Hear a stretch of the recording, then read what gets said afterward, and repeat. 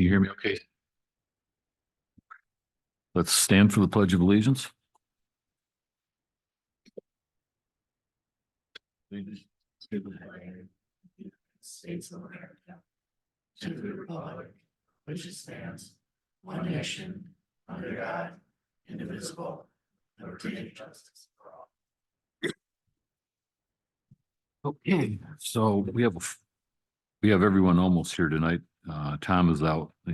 Without notice, but I believe he's still recovering from his knee operation. Do I have a motion to accept the agenda? So moved.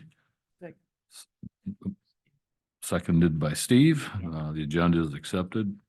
Just as a reminder for everyone to sign in if they haven't signed in already. Next item on the agenda is approval of the minutes from the January 18th, 2024 regular meeting. Do we have a motion to approve? So moved. Motion by Leo, seconded by myself. All in favor, say aye. Aye. Minutes are approved. We had delayed the approval of the minutes in the November 2nd, 2023 open house, and part of it was we had meeting minutes from Beckett and Radar. I had read through those and I also looked at the deck that was here, and I think I would like to make a motion to accept the meeting minutes from the November 2nd, 2023 open house special meeting. Second. Seconded by Clifford. All in favor? Aye. Motion. Meeting minutes are approved. We'd like to open this up for public comment tonight for anything that's not on the agenda. So does anyone have anything they'd like to talk about? Sure, feel free, come right up. Just introduce yourself and we'll.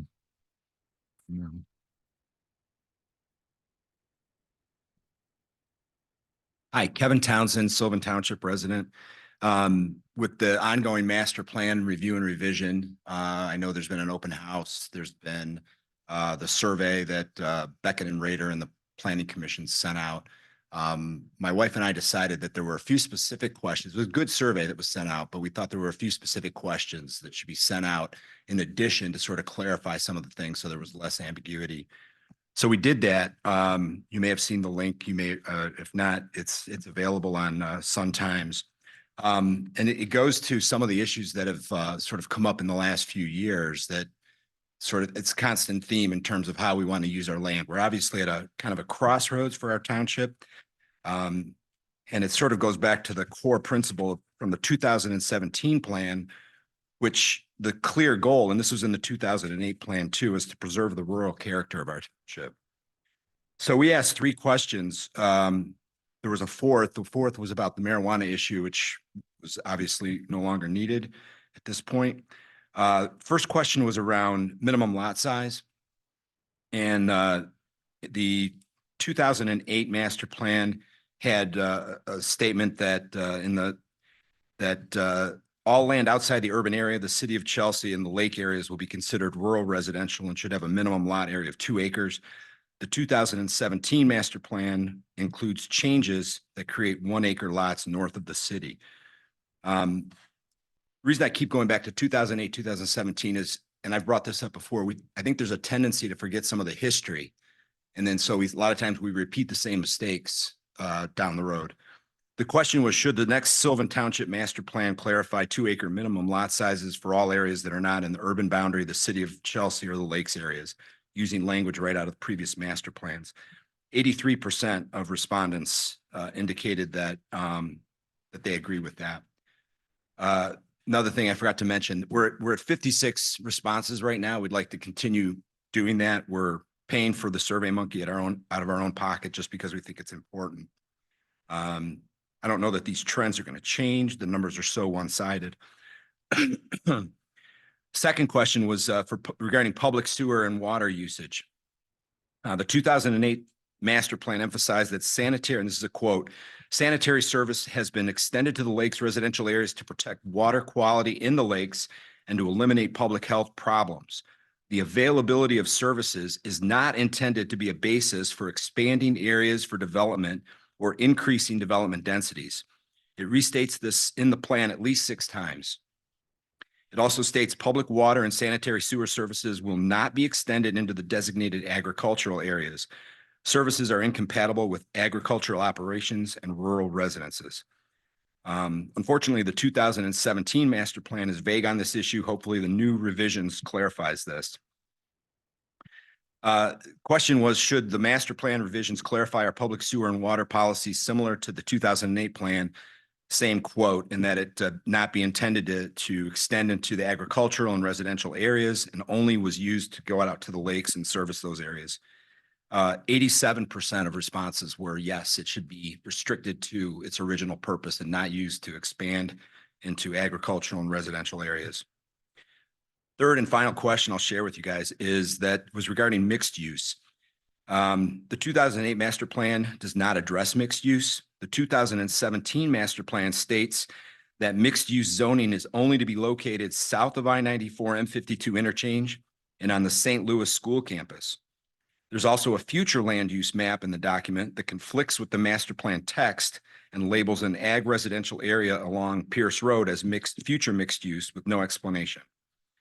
That area since 2008, 2017 has developed strictly in terms of low density residential.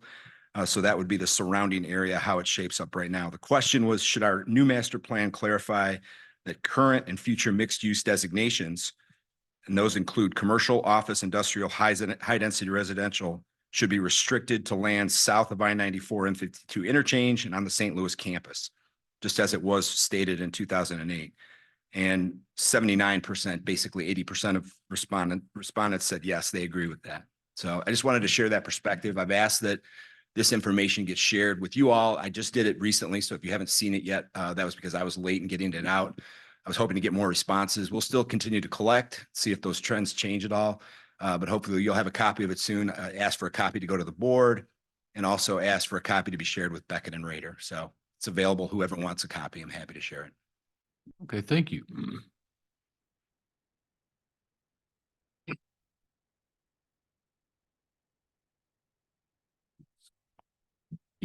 You're second after him. How's that?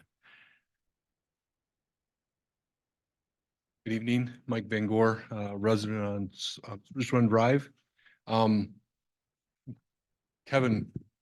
really said a lot of the things that I wanted to talk about as well. I know it's been 3.5 months since we did the open house. Things just kind of seem to have fallen off the map since then. And, we're already a couple of years past when it was identified that the 5-year mark, the 5-year renewal was supposed to have taken place in 2022. So I really want to make sure that we don't lose sight that this needs to still be moving forward. Even just Beckett and Rader responding to all the questions that were, posted during the meeting. It'd be nice to have some sense of what the questions were and their responses to the questions and how those questions are being addressed in the master plan. So, if we could maybe have just some update posted on the website or something like that periodically, that would be very, very helpful. Second, I'd like to voice my support for Patrick's proposal this evening. I know that being the first, in doing something like this with the proposed open space, he's bearing the brunt of a lot of scrutiny. And I think he and his design team have done a really good job interpreting and making use of that open space. I like what he's doing. It really kind of addresses and echoes some of the things that Kevin was talking about as far as, single family homes. These aren't trying to pack a lot of duplexes and multifamily use on this space. It's creating open space, which was one of the common themes at the open house as well. So I don't know, I wanted to voice my support for his proposal, and I hope you do approve that concept plan tonight. Thank you. Thank you, sir. Yes, sir.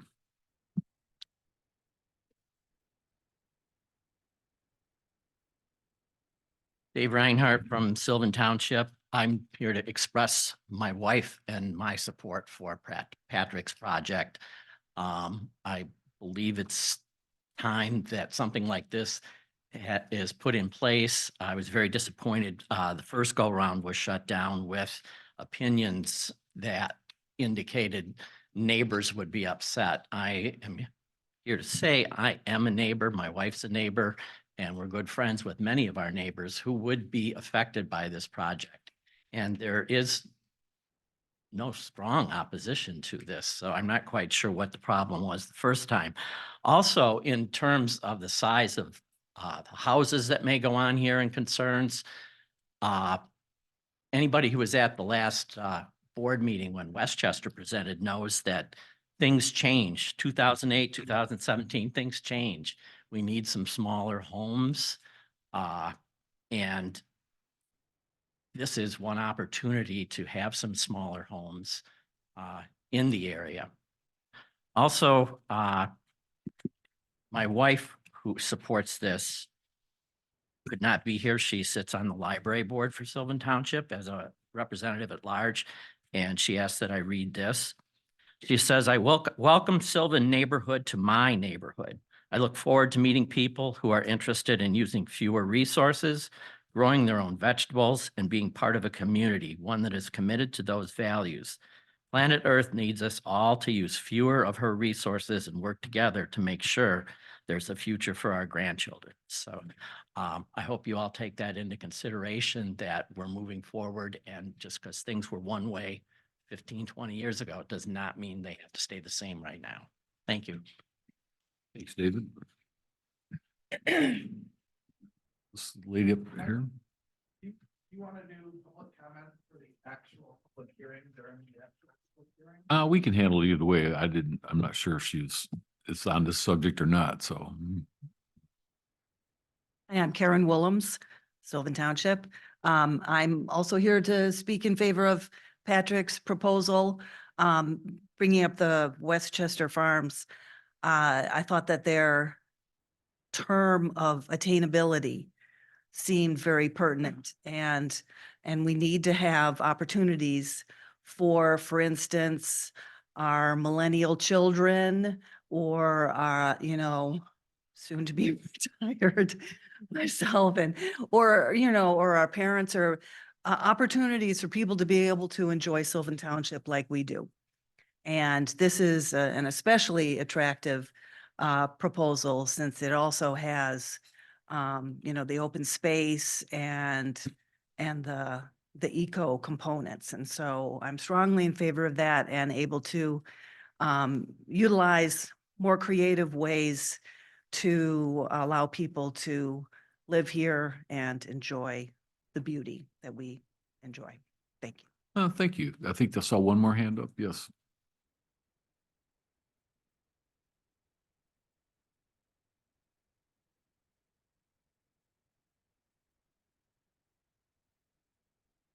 Hi, Renee Townsend, Sylvan Township resident. I kind of wanted to echo what Mike was saying about this master plan process.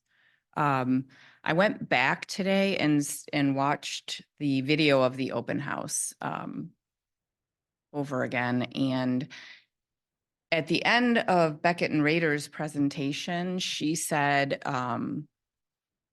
we are committed to a 2-week time period to answer all these questions and look at all this stuff and get it back to the Planning Commission so they can put it out there.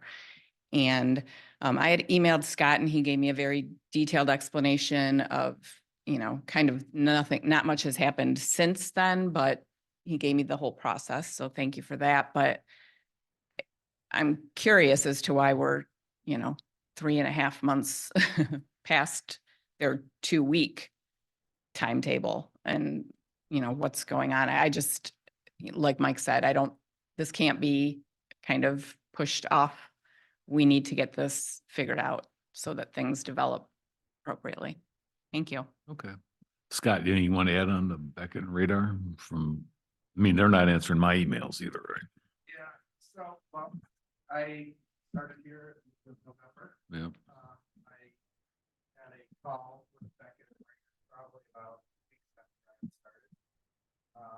They had informed me that they're working on the draft of the master plan.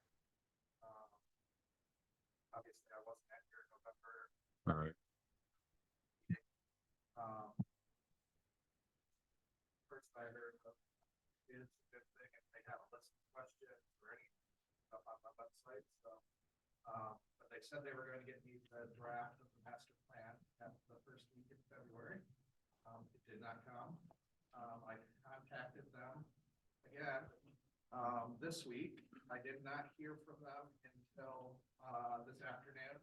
And all that was in the comment was she would like to set up a meeting to discuss, where they're at in the process.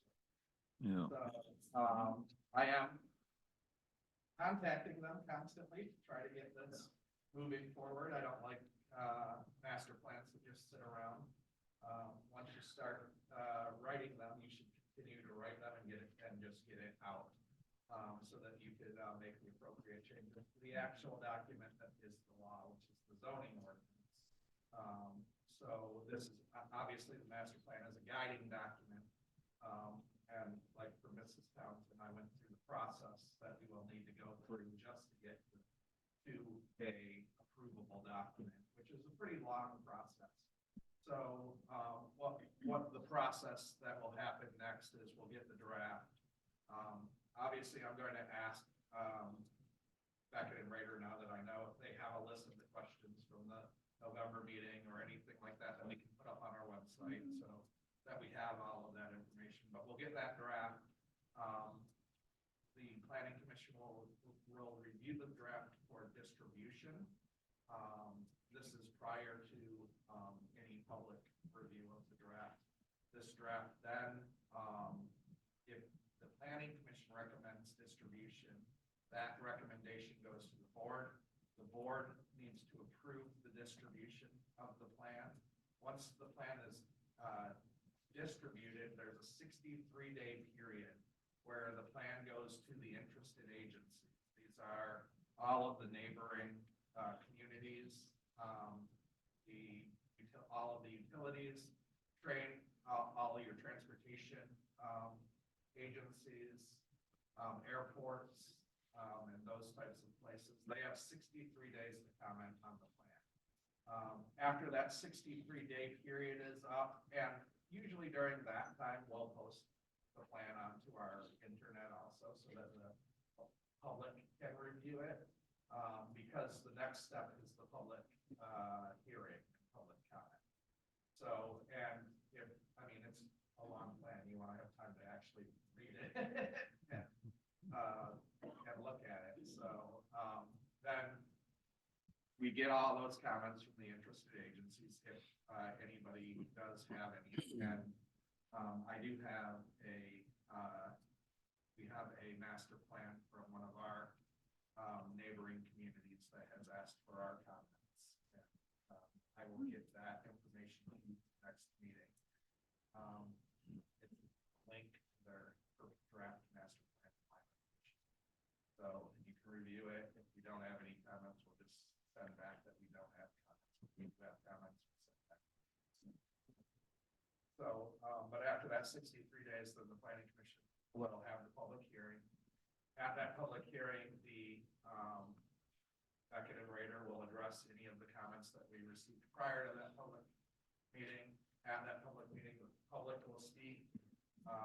They'll probably have already turned in a bunch of comments also, and Beckett and Rader would have addressed those comments. And, a lot of the times comments are what they are, they're comments, and sometimes they're necessary to make a change in the master plan. Sometimes they're just comments that you, address and you state why you're not going to make a change. So, and then after that, the planning commission would, recommend approval of the draft master plan, and then that draft master plan would go to the township board for final approval.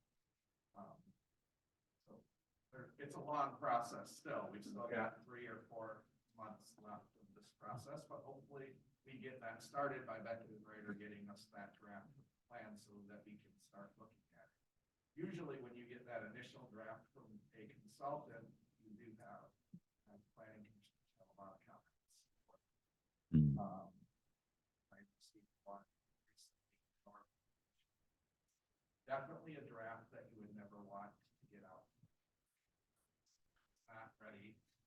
for any comment.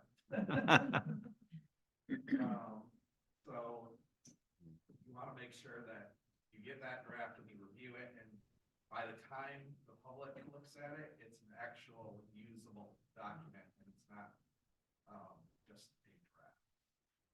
So that's a little bit about the process. Hopefully, I did just send Sarah, the executive writer, consultant, an email that said that I'm available Monday morning to talk with her. She had requested. Thank you, Scott. You know, young lady, you have a question? Sure.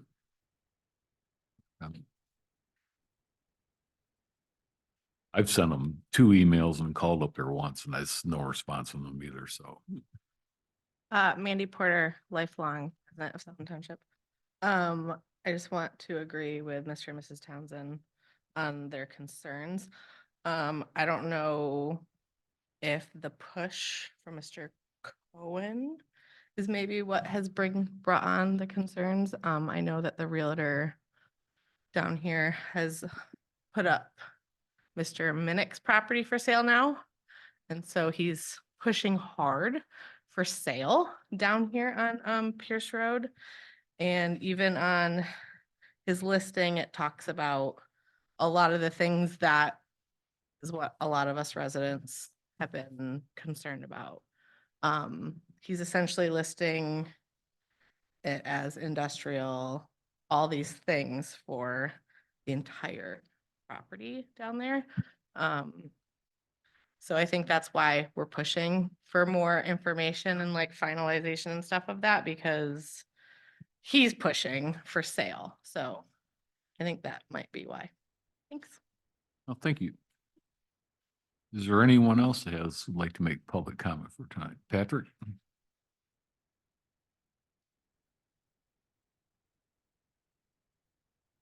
I wasn't going to speak because I know I'm on the agenda too. I don't want to mix up the two things, but a lot of words have been said about the master plan, and I think it is pretty clear where a lot of sentiment is coming from about wanting to not have unbridled development in certain areas. And I think we should think very carefully about strategy.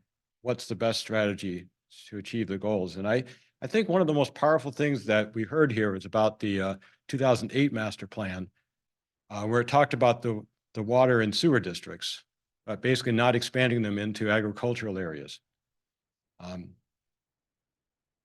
My opinion for your consideration, I don't know, for sure how powerful this is, but I think it's very powerful because I think a lot of the high density developments that have been proposed in these areas simply would not happen if the developer knew that there was not going to be water and sewer service there.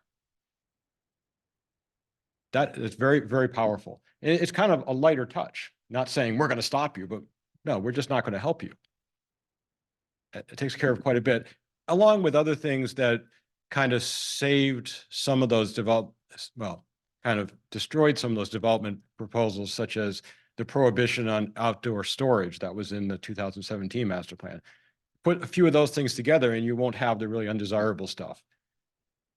So I'd also propose though, and I know this is not a master plan public hearing, but since it's come up, I'd also propose being a little bit more biased toward things that are happening on a small scale, toward supporting things that are happening on a small scale, a homestead scale or a family scale.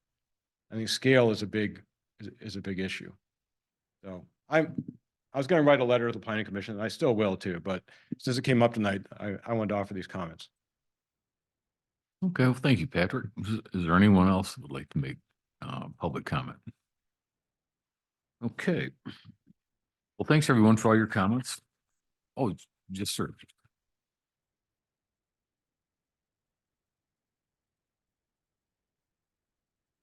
I'm Brian England, live Brian. down at Witness Tree Lane. Okay. My concerns was, I am support of the development of the plan of houses in low developments, not big, huge developments in it. My only concern is I haven't been to a lot of these meetings, only been to here a couple times, but My concern is living off Witness Tree Lane, it comes in there. We're already at a blind spot on Conway Road. And my concern is the added traffic going through there. Just this past summer, we had a car that was coming down the road and almost went into the side, T-boned a car coming out of our street. It's just a hard area to, almost, before I moved in there, the township made me do $30,000 worth of improvements to our road. And then the county did improvements to Conway Road for the blind spot area. And before that, we almost had to roll down our windows to listen for a car to see if it was coming. And it's better now, but it's still hard to tell, and cars are going around the posted speed, I think, for the dirt roads are 55. So my concern is the added cars and traffic that we always, it's Conway's already used as like a bypass for the industrial places down Sibley Road. Hmm. So I don't know, just for future of this, I don't know if adequate traffic analysis have been done to address anything that might come up and just try to prevent things. I know you can't prevent everything, but anything would help. I don't know what can be done. That would be their decision on what can be done for the road or improvements for the hills. Like I said, when I moved in there, the county they added gravel and raised the hillsides to try to make better distance. So maybe that's something that could be addressed. Thank you. Have you spoke with the county lately about that? Have you spoken with the county about that lately? Just back when you moved in? Okay. All right, thank you. Anyone else that would like to make public comment before we close? Okay, so public comment is closed. We're gonna move on. There's no unfinished business. We're gonna move on to new business. We're gonna have a public hearing to consider the conceptual review of the open space preservation development for OSPD 23-001 at 5601 Conway Road. Patrick, is your team would like to make any sort of presentation?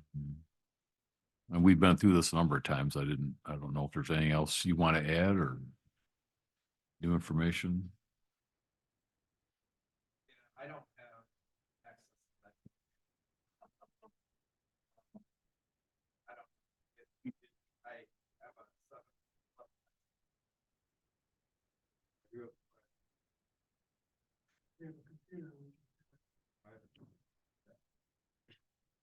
So what I would suggest you do is go to the Zoom, and then he can allow you to share on your Zoom.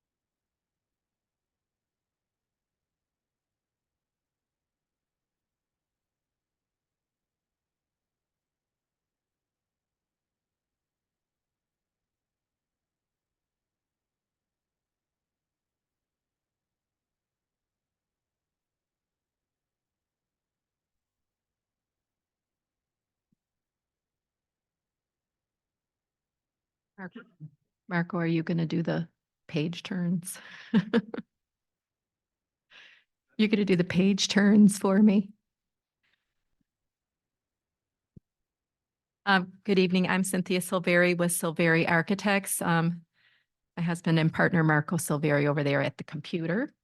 I'm going to make this really quick. I think most of the people here are familiar with this project. It is on Conway Road. It is on the east side of Conway Road, just south of Bush Road.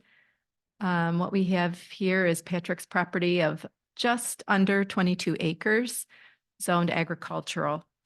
And we went at the design of this project as under the open space ordinance. And this is the conceptual piece of that. And upon approval of this, we would enter into the next phase, which would be a final development plan.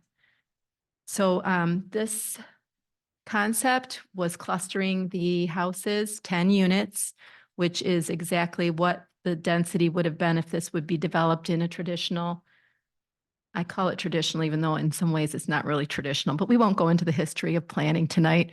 Actually, Scott would be the one for that. But the way we've been seeing development happen is on the 2-acre parcels with houses scattered around. So what we've done is clustered the development into two sort of zones, one closer to Conway with a 100-foot buffer off of Conway. The other cluster of 5 houses down at the east of the cul-de-sac road. We have a contiguous open space of about 14 acres, which is about 60%, which is well above the 50% that is the goal of the open space ordinance. We have 3 well locations that are tentatively located. This will be part of the final master plan, the final plan once it reaches engineering. There is one existing house now. I don't have a pointer. I should have had a pointer. Let's see, what else can I tell you about this? Just really quick, I want to keep it short. We have met the open space, the intent of the open space ordinance through the clustering, through the preservation of open space and natural resources for use as agriculture on a small scale. We have minimized the impact from Conway Road into the development with the 100-foot buffer. And the clustering, again, does facilitate economical and efficient use of the site and helping keep the road length shorter and making things easier to maintain for the residents in terms of utilities and public services. And we've taken into account the neighborhood as well. So all of these things, the open space ordinance allows us the flexibility to come up with a design like this and to really help preserve the character of Sylvan Township. Those are the main points I wanted to make about this project. And of course, my husband, Marco, and I are here to answer any questions. And Scott, of course, has a report as well. Thank you. Thank you. Thank you. This set of plans has been very nice to look at, so thank you for doing that. Does the public have any comments or questions regards to the plan? Or go ahead.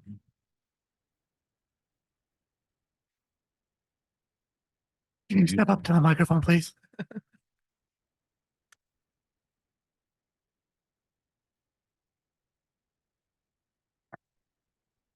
So would this be, okay, so like my first question would be, would this be considered a public road or would all the residents be responsible to pay a private contractor to plow? That's my first question. My second question is, so is it kind of like commune living? Just because I don't know what a newer term would be. So like these 10 houses would share the open space to farm? Is that like essentially what it is? And then my third question would be, because this is a very unique way of living, if they are sharing the open space for farming, do you already have people waiting to kind of like live in this type of setting, since it is such a unique setting that you don't really see? So those are just my 3 questions. Sure, Patrick, go ahead. I would wait until everybody comments and then Patrick, you can Yeah. get up and have comment period afterwards. Yeah. Is there any, thank you, Scott. Is there any other comments from the public regarding this project? Mr. Townsend?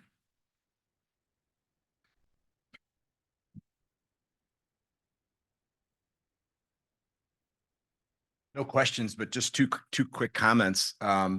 This is the kind of creativity that would be really well received on areas like Pierce Road, as opposed to trying to just cram in high profit, maximum revenue, high density developments. So this kind of creativity is, I think what Sylvan Township should be about as we think about visions for the future. Second comment is, the gentleman who commented about the road safety, that's a real issue that I think has to be addressed in some way, and I'm sure it can be addressed. We have a blind spot on Pierce Road, which has come up, and every time a development on Pierce Road has been proposed, the added traffic would be horrendous. It would, and there's the school bus route. I don't know if Conway's a school bus route, but that's a real issue that should be thoughtfully addressed. Thank you. Okay. Thank you, Mr. Townsend. Is there anyone else before we turn it over to Patrick to respond? Patrick, if you'd like to take the podium.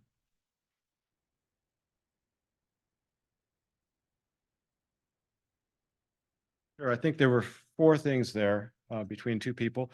The road, it is a private drive, and it will be managed with a road maintenance agreement, which is part of the community documents, basically. So when you buy into the community, it's going to be probably a site condo community, which is not a condo specifically, but it's a community where you own individual lots, but you have a homeowners association and a series of covenants that you have to abide by in the community, basically. So that gets into the second question about the shared ownership or the potential for a commune and so forth. As a site condo community, many of them have common spaces, like a park in the community. And in that way, this is not unlike any other site condo, except the common area is much larger than most. And in fact, will probably be leased out to another business entity that runs the farm. All the residents are going to be required to buy into a share of the farm business as like a share of stock. So you own a portion of it. So it's kind of in between a cooperative model and a private enterprise. I mean, it is a private enterprise, but everybody owns a share of that enterprise. Are there people lining up? We've been at this for several years, and people are like continually lining up and falling off because we're not ready for them. Right now, I would say there are about 3 out of the 10, well, 4, including myself, because I'm going to be a resident too.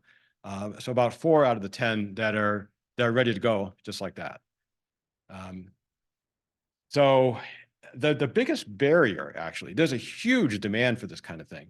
The biggest barrier is affordability. A lot of the people who want to get into like being a part-time farmer and want to get close to their land and everything, a lot of them are young people and they don't have as much money coming in. So we're really working hard to solve that affordability problem. Part of it is home size. All these homes have to be 1,000 square feet or more. 1,000 isn't actually that big. So, but it's still a barrier. It's still a barrier to actually afford a mortgage for a lot of people. I don't want to get into details about that, but we have certain ways that we're trying to address that. It's interesting, another person mentioned the traffic and whether there's a school bus down there. In fact, I walk back and forth to my present property, which is on Bush Road. It's about a mile away. Today, I walked behind the school bus on the way there. So like, yeah, it's a school bus there. However, on my way there, which is about 3/4 of a mile down Conway Road, in addition to that school bus, there was one other vehicle. So I hope that we're not adding a lot to it. I mean, I'm not sure where that's going to land, but Conway Road is a very low traveled road at most times of the day, especially, except for when Gestomp lets out. That's a big deal. And that's a lot more than 10 homes. So anyway, those are my comments in response. I'd be happy to answer any other questions too. Okay. All right, thank you.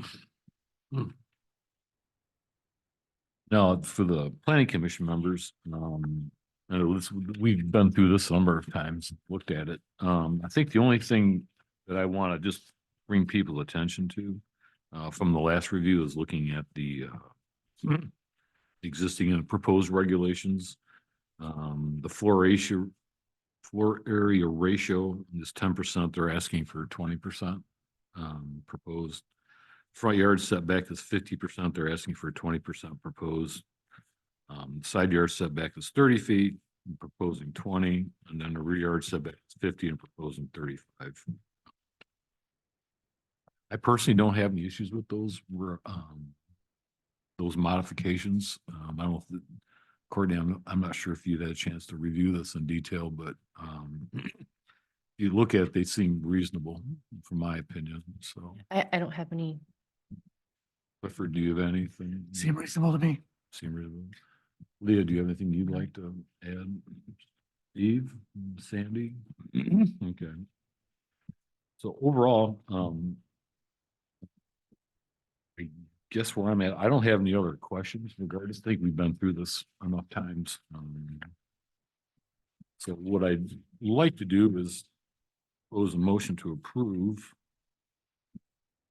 the conceptual plan for 5601 Conway Road. So moved. Seconded by, supported by Sandy. We'll do a roll, or all in favor, say aye. Aye. So the motion passes. Thank you. Moving on to the next item in the agenda is concerns of the planning commission members. I think Leah, you had some information you wanted to share. Yes, recently I was, I guess I should say, in a business that was discussing Robin Hills, what they're planning to do. They are planning on 4th of July fireworks, and they've got a lot of things, the way it sounds, underway. Who's going to take care of the parking and et cetera. So have we heard anything about that? They did submit for the special event use permit this week, and I sent them a completeness review letter that requested a bunch of information from them and told them that once they have a complete application, I will schedule it for public hearing at the planning commission. Typically, that's supposed to come in at the beginning of the year when they kind of look at their calendar, right, and have these things. I mean, they don't have to ever come in Yeah. if they don't have any special event use permits required. They've come in for one. We can't, I mean, unless they actually have a event that they're proposing, we can't require them to come in I to don't us. understand it, but the So- hassle they've come in and. Yeah, I mean, there is a reduced fee if they bundle their event uses. So they did not do that. They just submitted the one event use for the fireworks. Okay. So maybe they're not proposing to do any of the other things. Who knows? Okay, no, that's fine. Is anyone else? Sandy, anything you want to add to the table? Stephen? No, Leah, anything else? No. Courtney, nothing? Yeah, just the other thing I just wanted people aware of, there's the solar ordinance. We need to get working on it, but there's a lot of stuff going on at the state level, and just for the citizens, there's a petition out there now to put the siting for solar and alternative energies on the November ballot. So if you're interested in that subject, I encourage all of you to research it and take a look at it. I think it's a pretty important public policy issue that citizens need to input on versus having the Public Service Commission making decisions that affect your local community. So with that said, I have a motion to adjourn. Make a motion. Motion by Leah, Oh, so- Can I have a little second? Sure, just go to ahead. State some items that I noticed tonight. Yep. So one of the reasons you would want to have the discussion during the public hearing for the items that are on the public hearing is so that the applicant can present. Luckily tonight here, most of these people are very up to date on what the project was, and this project has been around a while. But it's because it gives a perception that they're just, let's say they were coming out against it, yet they didn't actually know what the project was because they hadn't had the presentation yet. So that might be something we look for to doing in the future, is just make sure we put the public comment during the public hearing for the actual item. So that's one thing that we could do a little bit better. Another item is in your staff reports, I'll always give you a approval and a denial motion that has information in it for in the future, if you ever have any buddy that appeals your decision, it actually talks about how you made the determination. But again, this is a new process. It's a conceptual design. I'm not that worried about it. But just to point it out, I write these reports for you guys. I hope everybody reads them and uses them. So that's another item. And then during public comment periods, you might, I don't know if you currently have in your bylaws public comment requirements, like if there's a time limit and those types of things. In the future, you might want to put some policies together on those items. Because public meetings, if you don't have that, people can get up there and speak for 2, 3, 4 hours if they want to delay a project. Okay, thanks, Scott. So, but typically in the past, we've always opened it up for public comment throughout the process. So, Yeah, so typically, and then there are some trainings on how to run public hearing meetings, and I will get that information to everybody. all right, thank you. Do we have a motion to adjourn again? Made the first motion. Motion by Leo, seconded by Second. Courtney. Okay, the meeting's adjourned. Thank you.